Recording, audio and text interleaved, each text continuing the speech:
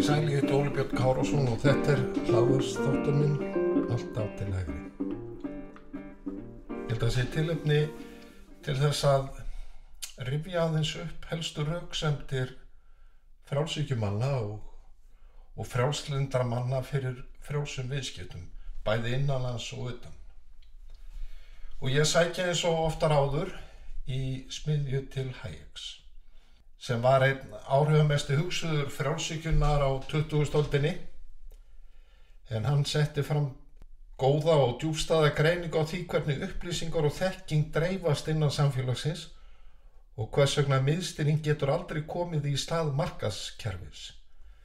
Verkaskipting og dreifing valds og upplýsinga sé nauðsynleg forsenda skynsamlegs og virks efnahagskerfis. Þetta gerði hann ekki síst í ritgerð sinni The Use of Knowledge in Society sem kom út 1945 og ég hvet alla til að lesa. Hayek bendir á að upplýsingar í samfélaginu séu alltaf dreifðar. Engin einstaklingur eða stofnun búi yfir allri þeirri þekkingu sem þarf til að taka réttar ákvarðanir í efnahagsmálum. Þekkingin sem einstaklingar búa yfir er oft takmörkuð, brotakennd og jafnvel mótsagnakennd, en samanlagt er þessi dreifða þekking undirstaða skynsamlegra ákvarðana í gegnum frjálst samspil markaðarins. Markaðurinn virkar í raun eins og upplýsingakerfi, flæði upplýsinga. Verð á vöru og þjónustu er ekki bara einhver tala, heldur uppspretta upplýsingum skort, eftirspurn og framboð án þess að nokkur hafi heildar yfirsýn. Verðmyndunin gerir einstaklingum kleift að bregðast við breytingum í raunverulegum aðstæðum með því að nýta þekkingu á staðháttum, framleiðslugetu og þörfum neytenda. Í þessu ljósi er miðstýrður áætlunarbúskapur og ríkisafskipti dæmd til að mistakast. Ekki af illvilja, heldur vegna þess að þau geta einfaldlega ekki aflað eða unnið úr öllum þeim upplýsingum sem þarf til að taka skynsamlegar ákvarðanir. Embættismaður sem reynir að skipuleggja og stjórna framleiðslu og dreifingu í hagkerfinu hefur ekki aðgang að sömu ítarlegu og margbreytilegum upplýsingum og markaðurinn sem heild. Hayek bendir einnig á hættuna sem fylgir því þegar vald og ákvarðanataka eru of miðstýrð. Því meiri völd sem færast til miðlægra stjórnvalda, því meiri líkur eru á mistökum og því meiri líkur á ofríki. Í frjálsu markaðshagkerfi getur hver og einn brugðist við aðstæðum á sínum stað og á eigin forsendum. Hann þarf ekki að vita allt, það er nægjanlegt að hann fái merki, það er verð, sem gefur til kynna hvernig best sé að haga viðskiptum. Þannig verður valdið dreift en leið samræmt án þess að miðstýring komi til. Hayek taldi að verðmyndun og markaðurinn væri órjúmanleg frá frelsinu sjálfu. Til þess að einstaklingur geti verið frjáls þarf ákvarðanataka að vera dreifð og byggð á staðbundinni þekkingu og aðstæðum hvers og eins. Ef miðlægt vald reynir að stýra öllu, glatast ekki aðeins frelsið, heldur einnig frumkvæði og aðlögunarhæfni samfélagsins alls. Þótt ríkisvaldi gegni mikilvægu hlutverki í því að tryggja réttarreglu og grundvallarþjónustu á það ekki að skipta sér á daglegum ákvörðunum einstaklinga. Hayek héldi fram að slíkt fæli í sér vanmat á því hve flókin og dreifð þekking í samfélaginu er og sé yfirlýsingum vantraust á getu einstaklinga til þess að taka eigin sjálfstæðar og skynsamlegar ákvarðanir. Í huga Hayeks er markaðskerfið ekki aðeins hagkvæmt, heldur ekki síður siðferðilega rétt kerfi sem byggir á virðingu fyrir einstaklingum, frelsi hans og ábyrgð. Dreifing valds og verkaskipting stuðlar ekki aðeins að skilvirkni, heldur einnig að mannshamandi samfélagi.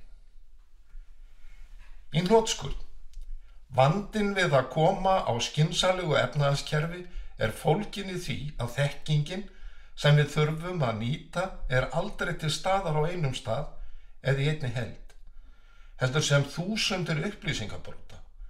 Þekkingin er ófullkomin og oft mótsagnarkennd og enginn einn hefur yfirsýn yfir allt. Og sama lögmál gildir frjáls viðskipti milli þjóða. Alþjóðleg viðskipti byggjast á samspili dreifðara þekkingar og sérhæfni milli þjóða, framleiðslugetu þeirra og auðlinda. Viðskipti milli landa auka hagkvæmni með því að þjóðir geti sérhæft sig í því sem þær gera best. Viðskipti opna fyrir nýjungar, dreifa tækni og hvetja til framfara með því að þjóðir deila þekkingu og reynslu á milli sín. Ekki síst þess vegna var Hayek andsnúinn öllum hindrunum á viðskiptum, sérstaklega tollum og innflutningstakmörkunum sem hann sagði draga úr hagvexti og auka möguleika ríkisvaldsins til að skekkja markaðinn og þær upplýsingar sem eru nauðsynlegar til skynsamlegra ákvarðana. En fleira skipti máli. Hayek leit ekki aðeins á frjáls viðskipti milli landa sem hagfræðilega nauðsyn, heldur ekki síður sem siðferðilega réttlætanlega. Aukin samvinna milli þjóða í gegnum viðskipti eykur gagnkvæma skilning, dregur úr tortryggni og sundrungum milli þjóða og dregur þar með úr líkum á átökum og stríði. Með því að leyfa frjáls viðskipti milli þjóða verður til tengslanett ólíkra hagsmuna sem vinna á móti ófriði. Þegar þjóðir tengjast í gegnum gagnkvæma hagsmuni verður ófriður á milli þeirra hreinlega of dýrkeyptur. Þetta taldi Hayek að styrkti frið í heiminum betur en nokkur lagasetning og alþjóðasamningar. Líklega skýrir smásaga betur en flest annað hvernig samþætting alþjóðlegra viðskipta leysir flókin viðfangsefni án afskipta ríkisvaldsins og er í rauninni forsenda þess fyrir því að við njótum afraksturs sem Adam Smith kallaði ósýnilegu höndina. Smásagan Ég blýanturinn eða iPencil eftir Leonard Read er einföld en áhrifamikil lýsing á undirstöðum frjálsmarkaðar og mátt dreifðarar þekkingar. Smásagan kom út árið 1958 og segir af blýanti og þar er útskýrt hið flókna samspil margra án þess að hver og einn hafi heildarskilning eða yfirsýn yfir það hvað þarf til að framleiða jafn einfaldan hlut og blýant. Ferlið er þó svo flókið að enginn býr yfir nægjanlegri þekkingu, hæfileikum eða aðföngum til að búa til jafn einfaldan og hversdagslegan hlut og blýant. Read, sem lést árið 1983, var bandarískur hagfræðingur og stofnandi Foundation for Economic Education árið 1946, en sú stofnun hefur verið áhrifamikil hugveita í að kynna og efla klassíska frjálshyggju í Bandaríkjunum. Read dregur fram með skýrum og auðskillegum hætti að blýantur verði aðeins búinn til með samvinnu óteljandi einstaklinga sem aldrei hittast.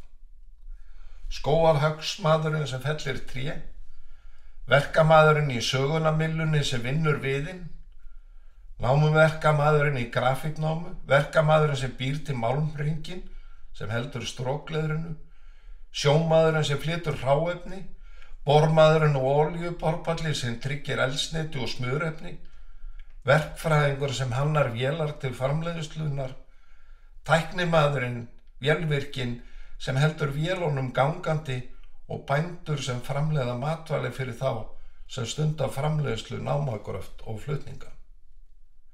Og upptalningin er auðvitað miklu lengri. En lýsingin undirstrikar að þekkingin sem þarf til framleiðslunar er dreifð allan heim, þvert á lönd.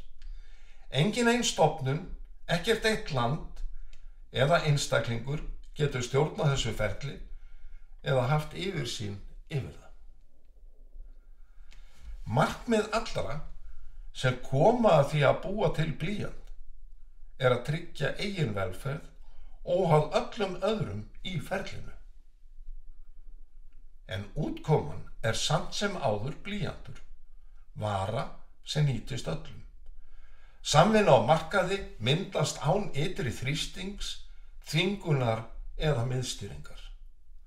Aðeins í frjálsu kerfi, þar sem hugmyndir, orku og fjármagn geta flætt óhindrað, getur þetta gerst. Blýanturinn eða iPencil meistaraverk í einfaldleika sínum. Tekst að draga fram þær flóknu hugmyndir sem liggja að baki frjálsum markaði, þekkingu, verkaskiptingu og áhrifum verðmyndunar á framleiðslu. Saga blýantsins kennir okkur að virða óséðan en nauðsynlegan vef samstarfs sem heldur upp í nútíma samfélagi. Ég hvet ykkur til að horfa á nokkra mínúta myndband sem hefur verið gert og byggir á smásögunni og ég mun gefa ykkur slóð á YouTube rás þar sem myndbandið birt og ég geri það í texta sem fylgir hér með. Og ég lofa ykkur því að þessar tæpu 7 mínútur sem myndbandið tekur eru meira virði en margara klukkutíma fyrirlestur eða ráðstefna. Ég nokkuð vissum að efasemdir mikilvægi frjálsara viðskipta, jafnt innanlands sem milli landa, munu hverfa líkt og dögg fyrir sólu. Og frjálshyggju hjartað slær hraðar með auknum styrk. Og mikið væri gott ef að stjórnmálamenn beggja vegna Atlantshafsins myndu læra af því að lesa smásöguna eða verja tæpum 7 mínútum í að horfa á myndbandið. Ég þakka þeim sem hlýddu. Góða stund.